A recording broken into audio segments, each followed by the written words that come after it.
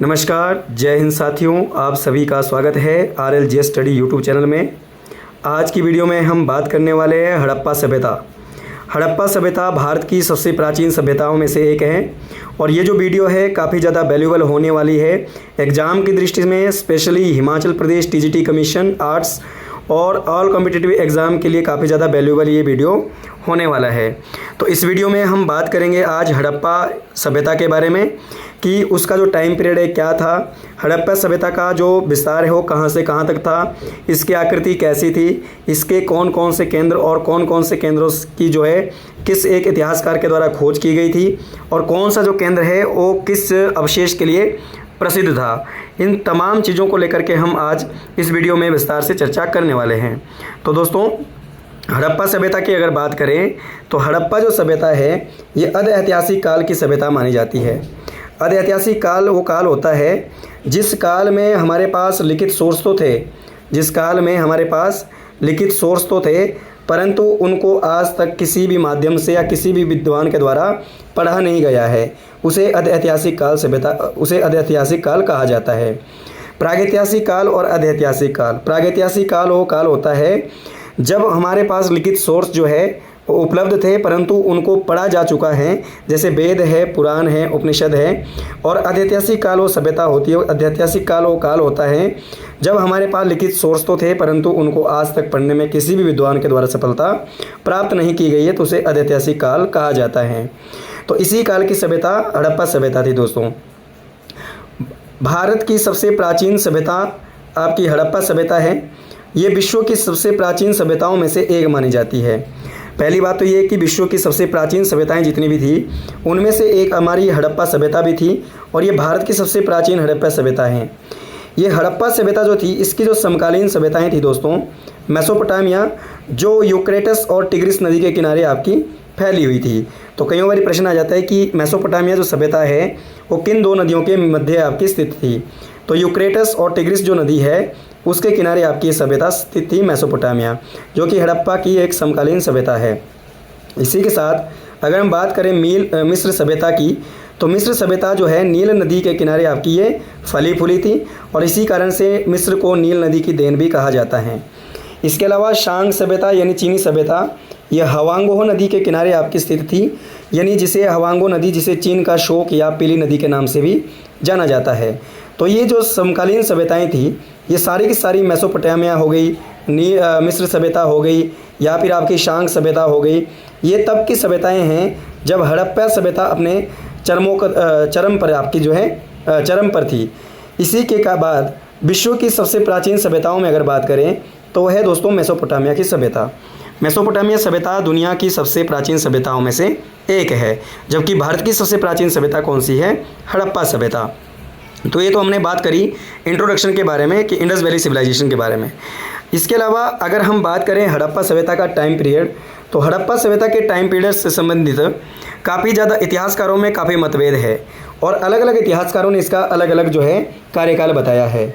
इतिहासकारों के अनुसार इसका जो कार्यकाल है 2500-1700 BC भी बताया गया है और कुछ इतिहासकारों ने इसको आपकी जो है 2500 से लेके आपका जो है 1800 ईस्वी पूर्व तक भी बताया है। परंतु रेडियो कार्बन 14 विधि के तहत इसका जो कालक्रम, जो सर्वमान्य कालक्रम है वो 2500 से 1700 भी माना जाता है और लगभग 1750 से लेके आपका जो है 2500 से लेकर 1750 BC के बीच भी इसका सर्वमान्य कार्यकाल है। यानी हड़प्पा सभ्यता आज से लगभग 5000 साल पुरानी सभ्यता है। तो इसका जो सटीक जो आपका कार्यकाल है वो माना जाता है 2500 से लेके 1750 ईसा पूर्व के बीच की ये सभ्यता मानी जाती है। तो कार्बन विधि 14 के तहत इसका ये कार्यकाल सर्वमान्य है और अलग अलग इतिहासकारों ने इसको अलग अलग नाम से इसका जो है टाइम पीरियड बताया। कईयों ने कहा है 2250 से 1700, कईयों ने कहा है 2500 से 1700 और कईयों ने कहा है 2500 से लेकर 1750 ईसा पूर्व तक। और ये दोस्तों आज से लगभग 5000 साल पुरानी सभ्यता है। क्लियर? इसके अलावा इसकी प्राचीनता की जो जानकारी है कि इसकी जो है इतनी प्राचीन सभ्यता थी, तो इसकी जानकारी हमें प्राप्त होती है यहाँ से मिलने वाले अवशेषों के आधार पर। यहाँ से मिलने वाले जितने भी प्राचीन एविडेंस है उनको देखकर इसकी प्राचीनता का अनुमान लगाया जाता है कि ये आज से लगभग 5000 साल पुरानी सभ्यता थी। इसी के साथ अगर हम बात करें हड़प्पा सभ्यता के विस्तार के बारे में, यानी इसका जो एरिया है कहाँ से कहाँ तक फैला हुआ था, तो अगर हम बात करें कि इसका सबसे पूर्वी जो बिंदु है, यानी यहाँ पर जो आपका इसका पूर्वी बिंदु है वो था आपका आलमगीरपुर उत्तर प्रदेश। ठीक है, इसका जो पूर्वी बिंदु है वो था आलमगीरपुर उत्तर प्रदेश, और इसका जो पश्चिम बिंदु है वो है आपका सूतका गेंदौर या बलूचिस्तान जो पाकिस्तान के अंदर है, यहाँ पर है इसका। और उत्तरी जो बिंदु है वो है आपका जम्मू कश्मीर के मांडा में, इस तरीके से यहाँ पर। और सबसे दक्षिणतम जो बिंदु है वो है दैमाबाद महाराष्ट्र, या आपका इस तरीके से ये इसका सबसे दक्षिणतम बिंदु था। यह आपका दैमाबाद था, यह आपका आलमगीरपुर था, यह आपका यहाँ पर मांडा है, और यह आपका सूतका गेंदौर या बलूचिस्तान है। तो इस तरीके से जो हड़प्पा सभ्यता है ये आपकी आलमगीरपुर से लेके उत्तर प्रदेश से लेके सूतका गेंदौर यानी बलूचिस्तान पाकिस्तान तक फैली हुई थी, और उत्तर में मांडा से लेके दक्षिण में महाराष्ट्र का जो आपका दैमाबाद है वहाँ तक फैली हुई थी। इसके अलावा इसकी जो आकृति है दोस्तों वो त्रिभुजाकार की थी। हड़प्पा सभ्यता की जो आकृति थी वो त्रिभुजाकार यानी ट्रायंगल शेप में थी।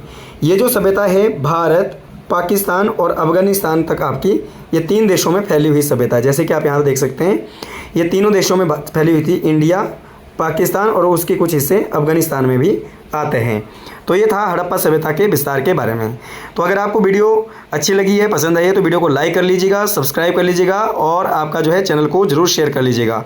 इसी के साथ आगे अगर हम बात करें हड़प्पा सभ्यता के विभिन्न नामों के बारे में, तो हड़प्पा सभ्यता के जो विभिन्न नाम हैं उसे कईयों नामों से जाना जाता है। जैसे हड़प्पा सभ्यता को हड़प्पा सभ्यता क्यों कहते हैं, क्योंकि इसका जो पहला खोजा गया केंद्र था वो था हड़प्पा, जिस कारण से इसे हड़प्पा सभ्यता के नाम से जाना जाता है। यानी हड़प्पा सभ्यता का पहला खोजा गया केंद्र हड़प्पा था, और इसी कारण से इसे हड़प्पा सभ्यता के नाम से जाना जाता है। ठीक है, तो कई बार क्वेश्चन में आंसर होता है कि हड़प्पा सभ्यता का पहला खोजा गया केंद्र कौन सा था, तो था आपका हड़प्पा। इसी कारण से इसका जो नाम है वो हड़प्पा रखा गया। दूसरा है आपका सिंधु घाटी सभ्यता। किसका नाम सिंधु घाटी सभ्यता क्यों पड़ा, तो इसका सिंधु घाटी सभ्यता नाम इसलिए पड़ा क्योंकि ये जो सभ्यता है सिंधु नदी और उसकी सहायक नदियों के किनारे इसके अधिकतर केंद्र जो है बसे होने के कारण इसका जो नाम है वो सिंधु घाटी सभ्यता पड़ा। क्लियर, या इसके जो केंद्र है, अधिकतर जो केंद्र है इसके, जैसे मोहनजोदड़ो था या हड़प्पा था, चनोदड़ो था, या फिर अन्य जो केंद्र है इसके, वो हड़प्पा सभ्यता आपके सिंधु नदी के किनारे बसे होने के कारण इसका जो नाम है वो आपका सिंधु घाटी सभ्यता पड़ा। तीसरा, इसका जो प्रमुख नाम था वो था कांस्य युगीन सभ्यता। इसका नाम कांस्य युगीन सभ्यता इसलिए था क्योंकि यहाँ पर अधिकतर जो लोगों के द्वारा प्रयोग की जाने वाली धातु थी वो कांसा थी, और यहाँ पर मिलने वाले जितने भी औजार है, अवशेष है, बर्तन हैं, वो मैक्सिमम आपका जो है कांसा धातु और तांबे धातु के बने थे। इसीलिए अधिकतर कांसा का प्रयोग करने के कारण इस जो आपका सभ्यता को कांस्य युगीन सभ्यता का नाम दिया जाता है। ये था आपका हड़प्पा सभ्यता के विभिन्न नामों के बारे में। इसके बाद अगर हम बात करें इसकी खोज की, तो सबसे पहले इसकी जो खोज है, खोज के बारे में अगर बात करें तो 1826 में पहली बार चार्ल्स मैसन ने इसका सबसे पहले हड़प्पा टीले का उल्लेख किया था। ध्यान रखना दोस्तों, 1826 में पहली बार चार्ल्स मैसन के द्वारा हड़प्पा टीले का उल्लेख किया गया था, और 1856 में जॉन ब्रांटन ने हड़प्पा का रहस्य उद्घाटन किया। जब कराची से लेके लाहौर तक रेलवे लाइन का निर्माण किया जा रहा था, तो ऐसे समय में जब लाहौर से लेके कराची तक क्या बन रही थी, रेलवे ट्रेन पटरी जो है बनाई जा रही थी, तो ऐसे समय में ट्रेन पटरी को बनाते समय जो है जब यहाँ पर मज़दूरों को पत्थरों की कमी पड़ जाती है, तो उन्होंने वहाँ पर जो है वहाँ पर पास ही एक टीले की खुदाई करना शुरू कर दिया, जिसमें वहाँ पर उनको जो है ईंटों के टुकड़े मिलना शुरू हो गया। तो इसी कारण से पता लगाया गया कि यहाँ पर कोई ना कोई जो है किसी न किसी काल में जो है कोई ना कोई लोग जरूर रहते होंगे। इसी कारण से इस रहस्य का जो उद्घाटन है वो जॉन ब्रांटन के नेतृत्व में किया गया, जब भारत में रेलवे जाल बिछ रहा था। तो जब कराची से लेके दिल्ली तक जो है वो कराची से लेके लाहौर तक जो है वो ट्रेन पटरी जो है बनाई जा रही थी जॉन ब्रांटन के नेतृत्व में। इसके पश्चात 1861 में भारतीय पुरातत्व विभाग की स्थापना की गई, और जब भारतीय पुरातत्व विभाग की स्थापना 1861 में हुई तो इसके पहले जो निर्देशक थे और वो थे अलेक्जेंडर कनिंघम। तो ध्यान रखना दोस्तों, अलेक्जेंडर कनिंघम भारतीय पुरातत्व विभाग के पहले निर्देशक भी थे और साथ में जो है इसके संस्थापक भी थे, और इसकी स्थापना 1861 में की गई थी। इसके बाद 1921 में जॉन मार्शल के नेतृत्व में दयाराम साहनी के द्वारा इसकी जो है खुदाई की गई, हड़प्पा स्थान की खुदाई की गई और यहाँ से मिलने वाला पहला जो नगर था वो हड़प्पा था और हड़प्पा नगर की खोज दयाराम साहनी के द्वारा की जाती है सन 1921 में। इसीलिए 1921 में दयाराम साहनी के द्वारा हड़प्पा नगर खोजे जाने के कारण इस सभ्यता का नाम हड़प्पा सभ्यता रखा जाता है। तो ये था हड़प्पा सभ्यता के खोज के बारे में। आई होप आपको वीडियो पसंद आया होगा। तो अगर वीडियो पसंद आया तो लगातार जुड़े रहिए हमारे साथ। यहाँ पर आपको ऑल कॉम्पिटिटिव एग्जाम के लिए अलग अलग हिस्ट्री, पॉलिटिकल साइंस, ज्योग्राफी और हिमाचल जी के संबंधित भिन्न भिन्न जो आपके टॉपिक है वो आपके प्लेलिस्ट में जाकर आपको ज़रूर मिल जाएंगे। तो इसी के साथ अगर आपका किसी प्रकार का कोई डाउट है या समस्या है तो कमेंट बॉक्स में भी ज़रूर बताइएगा कि किस प्रकार की जो है आपका मटेरियल आपको उपलब्ध कराया जाए। तो इस प्रकार से संबंधित अपने डाउट को आपका जो है कमेंट बॉक्स में ज़रूर लिख लीजिएगा। इसी के साथ अगर आगे बढ़ते हैं हड़प्पा सभ्यता के प्रमुख केंद्रों के बारे में। तो हड़प्पा सभ्यता के प्रमुख केंद्रों की अगर बात करें तो हड़प्पा सभ्यता के कईयों केंद्र हैं। इसके जो लगभग 300 केंद्र अभी तक खोजे जा चुके हैं और अभी भी खोज इसकी जारी है। हड़प्पा सभ्यता के केंद्रों की अगर बात करें तो इसमें पहला नाम है हड़प्पा का। तो हड़प्पा जो है ये पाकिस्तान के मिंटगोमरी ज़िले में स्थित है और ये हड़प्पा का सबसे विशाल केंद्र है, यानी सिंधु सभ्यता का सबसे विशाल केंद्र है। लगभग 5 किलोमीटर एरिया में ये फैला हुआ है। कौन सा? हड़प्पा। तो ये लगभग 5 किलोमीटर एरिया में फैला हुआ है। इसकी जो खोज है 1921 में दयाराम साहनी के द्वारा की गई थी और ये आपकी जो है सिंधु नदी के किनारे आपका बसा था ये केंद्र। क्लियर? यहाँ से जो प्राप्त अवशेष हैं वो कौन कौन से मिले, जैसे R37 कब्रिस्तान ये आपका हड़प्पा से मिला, पीतल की इक्का गाड़ी या फिर स्त्री के गर्भ से निकलता हुआ पौधा जो कि मिट्टी की या फिर भूमि की उर्वरता को दर्शाता है। और इसके अलावा विशाल अन्नागार या स्वास्तिक के जो चिन्ह हैं, स्वास्तिक के जो चिन्ह हैं वो आपके कहाँ से मिले हैं? वो हड़प्पा से मिले हैं। और गेहूं और जौ के दाने के अवशेष प्लस आपका कांसे का दर्पण और तांबे का पैमाना, ये सारे के सारे जो अवशेष है वो हड़प्पा से प्राप्त हुए हैं दोस्तों। जैसा कि हमने इसमें बात करी कि हड़प्पा जो है वो पाकिस्तान के मिंटगोमरी ज़िले में स्थित है और सबसे विशाल केंद्र है सिंधु सभ्यता का, परंतु ये कहाँ पर है? पाकिस्तान के अंदर है। तो हड़प्पा का सबसे विशाल केंद्र कौन सा है? वो है आपका हड़प्पा। क्लियर? ये लगभग 5 किलोमीटर एरिया में फैला हुआ है और इसकी जो खोज है 1921 में दयाराम साहनी के द्वारा की गई थी और ये सिंधु नदी के किनारे आपका बसा हुआ था। यहाँ से कौन कौन से अवशेष प्राप्त हुए? R37 कब्रिस्तान, पीतल की इक्का गाड़ी, स्त्री के गर्भ से निकलता हुआ पौधा और आपका जो है अन्नागार, स्वास्तिक चिन्ह यहाँ से प्राप्त हुए, गेहूं और जौ के दाने के अवशेष यहाँ से प्राप्त हुए और कांसे का दर्पण और साथ में तांबे का पैमाना, मापक। तो ये सब सारी चीज़ें हैं ये हड़प्पा से प्राप्त हुई है। इसके बाद आगे अगर हम बात करें दूसरे केंद्र में, दूसरा केंद्र जो है आपका वो है मोहनजोदाड़ो। तो मोहनजोदाड़ो की अगर बात करें तो ये पाकिस्तान के लड़काना ज़िले में स्थित है। इसकी खोज 1922 में रखाल दास बनर्जी ने की थी, यानी R.D. बनर्जी ने इसकी खोज की थी। और ये हड़प्पा का दूसरा सबसे विशाल केंद्र है जिसे मृतकों का टीला कहा जाता है। इसकी लगभग 7 सतह मिली है। ऐसा कहा जाता है कि ये 7 बार बसाया गया था और 7 बारी जो है ये केंद्र वो नष्ट किया गया था। ये सिंधु नदी के किनारे आपका बसा हुआ है और यहाँ से प्राप्त जो अवशेष हैं वो कौन कौन से हुए, जैसे कांसे की नर्तकी की जो प्रतिमा है वो यहाँ से मिली है। विशाल स्नानागार वो भी आपका यहाँ से मिला है। या फिर आपकी है योगी की एक प्रतिमा यहाँ से मिली है, मातृ देवी की प्रतिमा और मुहूर पर यहाँ की जो सील्स है वहाँ पर जहाज के जो समुद्री जो जहाज है उसके जो चिन्ह हैं वो आपके मिले हैं। कांसे की कुल्हाड़ी यहाँ से मिली है, ध्यान रखना, कांसे की कुल्हाड़ी और सबसे बड़ी ईंट के साक्ष्य। इसके अलावा मिट्टी का जो तराजू है, यानी आपका जो माप तोल करने के लिए मिट्टी के तराजू यहाँ पर बनाए जाते थे, उसके इस प्रकार के अवशेष जो है यहाँ से वो मिले हैं। तो ध्यान रखना यहाँ से कौन कौन सी चीज़ें मिली है? कांसे की नर्तकी मिली है, विशाल स्नानागार मिला है और आपकी जो है मातृ देवी की प्रतिमा मिली है, आपका मुहूर पर समुद्री जहाज के आपके जो है अवशेष के चिन्ह मिले हैं, कांसे की कुल्हाड़ी मिली है आपका, इसके अलावा सबसे बड़ी ईंट के साक्ष्य मिले हैं और मिट्टी के तराजू जो है उसके साक्ष्य मिले हैं। तो दोस्तों ये आपने ध्यान रखना है कि कौन कौन से साक्ष्य कहाँ से मिले हैं। इसके बाद अगर हम अगला केंद्र की बात करें तो अगला जो केंद्र है आपका वो है कालीबंगन।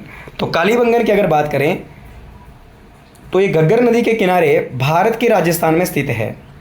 ये जो केंद्र है ये भारत में है और इसकी जो खोज है 1953 में ए घोष के द्वारा की गई थी।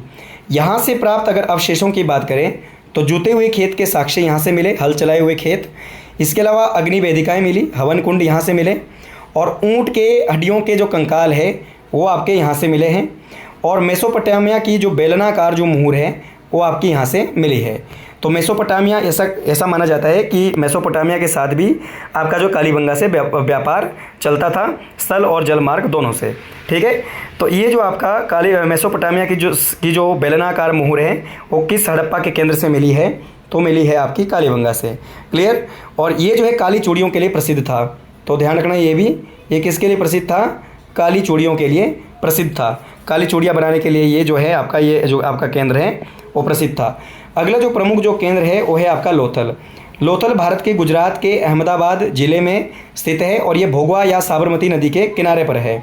इसकी खोज 1954 से लेकर 1958 तक SR राव के द्वारा की गई थी। और यहाँ से मिलने वाले अवशेषों की अगर बात करें तो इसमें जैसे विशाल बंदरगाह, पहली बात तो जो लोथल जो था ये अपने आप में एक विशाल बंदरगाह था, विशाल डॉकयार्ड था, जहाँ से जलमार्ग के माध्यम से आपका जो है अन्य देशों के साथ, अन्य सभ्यताओं के साथ जो है व्यापार किया जाता था। तो लोथल को हड़प्पा सभ्यता का पतन केंद्र भी कहा जाता है। यहाँ से दूसरा, यहाँ से चावल के अवशेष मिले हैं, शतरंज खेल की आपके जो है चिन्ह मिले हैं, शतरंज जिसके ऊपर खेला जाता था उसके चिन्ह मिले हैं। युगल शवधान का मतलब है कि एक कंकाल के साथ एक कब्र में 2 कंकाल यहाँ से मिले हैं। ठीक है, उसको बोलते हैं युगल शवधान, यानी जोड़े में। इसके अलावा फारसी और ईरानी की जो मुहर है वो ईरानी मुहर जो है अब यहाँ से मिली है, जिसके ऊपर जो है जो चित्रित की गई थी, जिसके ऊपर पक्षी और लोमड़ी का चित्र बनाया गया है। ठीक है, यहाँ से मिलने वाली जो ईरानी जो मुहर है वो आपकी चित्रों से अलंकृत की गई थी और इसके ऊपर मुख्यतः पक्षी और लोमड़ी के चित्र जो है वो अंकित किए गए थे। ये मिलने वाली जो मुहर है वो लोथल से प्राप्त हुई है। इसके अलावा आगे अगर हम बात करें अगले केंद्र की तो वो है सूत का गेंदौर या सूत कोटला। ठीक है, सूत कोटला की अगर बात करें तो सूत कोटला जो है ये भारत के गुजरात में स्थित है, लूनी नदी के किनारे आपका ये पड़ता है और इसकी जो खोज है 1964 में जेपी जोशी के द्वारा की गई थी।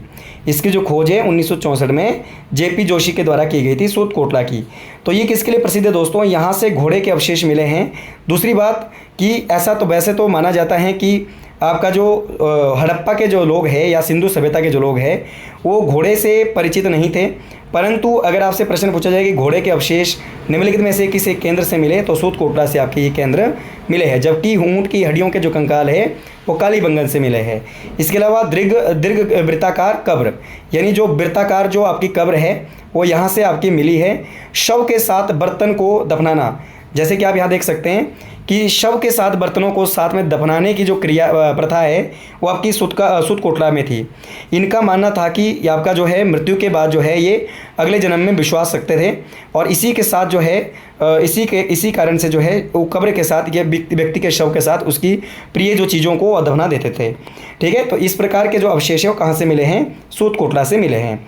इसके अलावा अगला जो केंद्र है हमारे पास वो है बनावली। तो बनावली की अगर बात करें तो हरियाणा ज़िले में स्थित है और घग्गर नदी के किनारे है। इसकी जो खोज है 1973 में R.N. विष्ट ने की थी। किसने? R.N. विष्ट ने की थी सन 1973 में। यहाँ से मिलने वाले अवशेषों की अगर बात करें तो जौ और चावल के अच्छी मात्रा के, यानी गुड क्वालिटी के जो आपके जौ और चावल है वो यहाँ से मिले। जल निकास का अभाव यहाँ पर था, तो ध्यान रखना है, कई बार पूछा जाता है कि जल निकास का जो आपके पानी के निकास की जो व्यवस्था है, वैसे तो जल की उत्तम व्यवस्था वहाँ पर की गई थी, पानी के निकास के लिए नालियाँ बनाई गई थी, नगरीय ये सभ्यता थी और बड़ी उत्तम तरीके से इसको जो है एस्टेब्लिश किया गया था या फिर आपका जो है बसाया गया था, बड़ी जो है नियोजित ढंग से इसको बसाया गया था। परंतु कौन सा केंद्र है जहाँ पर जल निकास के लिए उत्तम व्यवस्था नहीं थी? तो था आपका बनावली। इसके अलावा हल के अवशेष भी यहाँ से प्राप्त हुए हैं, लकड़ी का हल या आपका जो है मिट्टी का हल। तो इस तरीके से जो है आपके जो है बनावली से इस प्रकार के अवशेष और बनावली की जो खोज है R.N. विष्ट के द्वारा सन 1973 में की गई थी। तो इसके बाद अगर अगले केंद्र की बात करें तो था आपका धोलावीरा। तो दोस्तों धोलावीरा की अगर बात करें तो ये भारत का दूसरा सबसे विशाल केंद्र है हड़प्पा का, यानी हड़प्पा का भारत के अंदर दूसरा सबसे विशाल जो केंद्र है वो कौन सा है? धोलावीरा। ये कहाँ पर है स्थित? ये आपका जो है गुजरात में स्थित है और इसकी जो खोज है 1985 से लेकर 1990 के बीच में R.N. विष्ट के द्वारा की गई थी।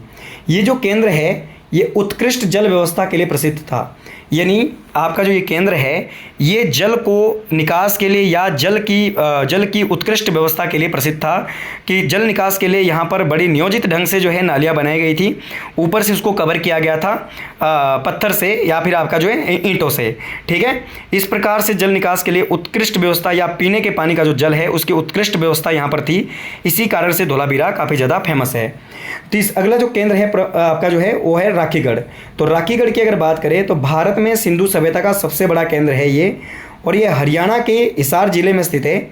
इसकी जो खोज है दोस्तों 1969 में प्रोफेसर सूरज भान के द्वारा की गई थी। ये जो केंद्र है सुनियोजित ढंग से यहाँ पर बनाया गया था। इसके जो शहर है, घर है, मकान है, भवन है, स्मारक है, बड़े सिस्टमेटिक ढंग से इसको जो है बसाया गया था। जल निकास और वर्षा जल के भंडारण के लिए यहाँ पर जो है उचित व्यवस्था की गई थी। जल का निकास और जल के भंडारण से, यानी जो आपका रेन जो वाटर स्टोर है उसके लिए काफ़ी ज़्यादा उत्कृष्ट व्यवस्था थी। इसके अलावा यहाँ पर उत्तर दिशा की ओर दफनाए गए 11 कंकाल के अवशेष मिले हैं, जिनको क्या है उत्तर दिशा की ओर दफनाया गया था, उत्तर दिशा में रखकर जिनको दफनाया गया था। तो ऐसे जो लगातार 11 जो कंकाल हैं और राखीगढ़ से मिले हैं। शिकार करने के उपकरण यहाँ से मिले हैं। शिकार करने में यूज होने वाले जो आपके जो हथियार थे उनको जो है यहाँ से खोजा गया। महिला और पुरुष को आमने सामने दफनाया गया। ये जो कंकाल है मेल और फीमेल के जो एक दूसरे के विपरीत जो है दर्शाए गए, ये एक दूसरे के सामने जो है आपके दफनाए गए थे। ये भी कंकाल आपके कहाँ से मिले? राखीगढ़। तो राखीगढ़ भारत में हड़प्पा सभ्यता का सबसे बड़ा केंद्र है, और हड़प्पा सभ्यता का भारत में दूसरा सबसे बड़ा केंद्र है धोलावीरा, और पूरी सभ्यता का सबसे बड़ा जो केंद्र है वो हड़प्पा, जो कहाँ पर है? पाकिस्तान के मिंटगोमरी जिले में स्थित है। इसी के साथ आगे अगर हम बात करें मांडा, तो मांडा जो है ये हमने पहले भी बात कर चुके हैं इसके बारे में। जो मांडा जो था ये जम्मू कश्मीर में स्थित है और सिंधु सभ्यता का सबसे उत्तरी केंद्र था। सबसे नॉर्दर्न जो आपका पॉइंट है इंडस वैली सिविलाइजेशन का वो है मांडा, जो जम्मू कश्मीर में स्थित है और चिन्नाब नदी के किनारे ये स्थित है। इसकी जो खोज है 1975-76 में जेपी जोशी ने की थी, और यहाँ से जो है प्राप्त अवशेष जो हुए हैं उनमें सबसे प्रमुख है जैसे तांबे की पिन, अवतल चक्की, सिंधु लिपि की मोहर, जिसके ऊपर लाल जो मृदभांड है उसको जो है उकेरा गया है और जिसमें भिन्न भिन्न पशुओं के चित्र बनाए गए हैं। यानी लाल जो मृदभांड यानी लाल जो मिट्टी या फिर मिट्टी से बनाए गए बर्तन, जिसके ऊपर भिन्न भिन्न प्रकार की चित्रकारी की गई है। तो दोस्तों अगर हम बात करें आपकी जो है हड़प्पा सभ्यता के बारे में, तो हड़प्पा सभ्यता की सामाजिक स्थिति, आर्थिक स्थिति, राजनीतिक स्थिति कैसी थी उसके बारे में हम अगले पार्ट में बात करेंगे। आज के लिए बस हम बात करें हमने हड़प्पा सभ्यता के विस्तार के बारे में, उसकी खोज के बारे में, उसके विभिन्न नामों के बारे में, और उसका जो है विस्तार के बारे में बात करी, प्लस आपके जो है उसके केंद्र और उन केंद्रों से मिलने वाले अवशेषों के बारे में बात करी। जल्दी ही अगला जो पार्ट है, पार्ट नंबर 2 में हम बात करेंगे हड़प्पा सभ्यता की लिपि के बारे में, कला और संस्कृति के बारे में, धार्मिक और राजनीतिक जीवन के बारे में, और सामाजिक जो है लोगों के सामाजिक जीवन के बारे में बात करने वाले हैं। तो आई होप आपको वीडियो पसंद आया होगा। वीडियो अगर पसंद आया तो चैनल को लाइक कर लीजिएगा, सब्सक्राइब कर लीजिएगा और वीडियो को शेयर जरूर कर लीजिएगा। और अगर किसी प्रकार का आपको डाउट रहता है तो कमेंट बॉक्स में आप जरूर बता दीजिएगा। इसी के साथ जय हिंद, जय भारत, जय हिमाचल।